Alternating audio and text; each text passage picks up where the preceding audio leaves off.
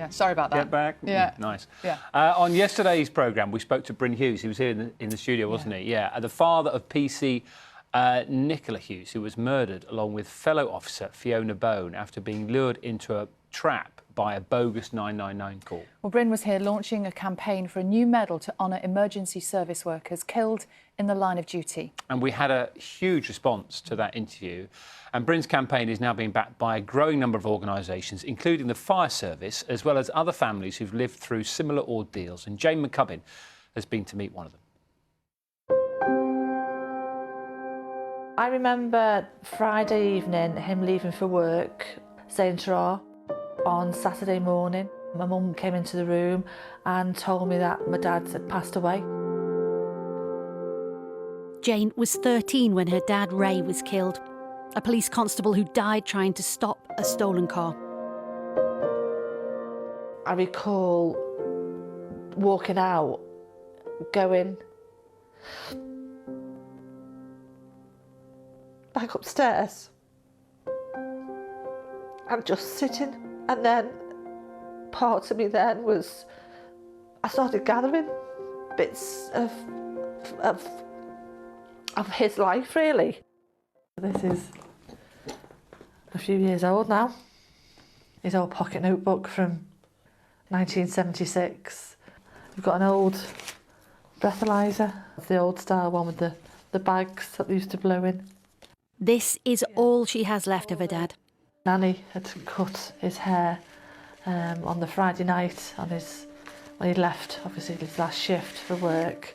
The job took her dad's life, but Jane went on to dedicate her life to the police force.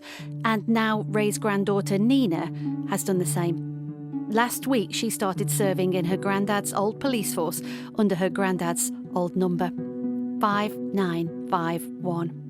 They say that you've always got like an angel looking over your shoulders, and it's like, well, you've got that on your collar number, so it's there all the time. I want to make sure that I live up to his name. This is a family which has dedicated so much to the police service. They now want society to do more to honour those who have paid the ultimate price. It is almost 10 years since police officers Nicola Hughes and Fiona Bone were murdered while responding to a bogus... Yesterday on BBC Breakfast, a campaign was launched to honour those from the emergency services who die in the line of duty. To see emergency workers who are killed in the line of duty honoured with a special medal. A campaign today backed by Ray Davenport's family. I think it's a shame that it's not already put in place, because it should always be remembered, and I feel like these awards are something that should be handed out to not only remember those who have fallen, but to be a support for the family. We keep their memory alive, but we've lost. Whereas if you've got something tangible, you can have it, you could wear it, you can have it mounted, you can have it in your home, and it's something, it's there, and it's a reminder. This kind of award already exists for the armed forces, but an equivalent doesn't exist for the emergency services. The opportunity lies here now. I mean, across emergency services partners, I think there is a groundswell of opinion that this is a fantastic thing to do, to recognise those emergency services workers who do pay that ultimate sacrifice and lose their life. Firefighters and other emergency services workers are just ordinary people, but they do an extraordinary job.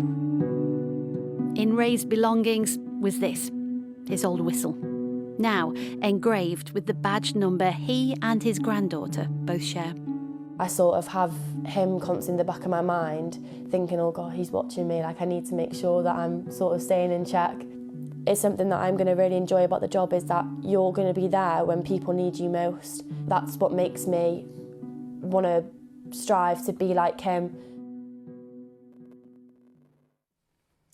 Well, our thanks to Jane and Nina for telling us about their dad and granddad, Ray Davenport. Now, another police officer who was killed while trying to stop vehicle thieves was PC Andrew Harper, who died in Berkshire in 2019. After the campaign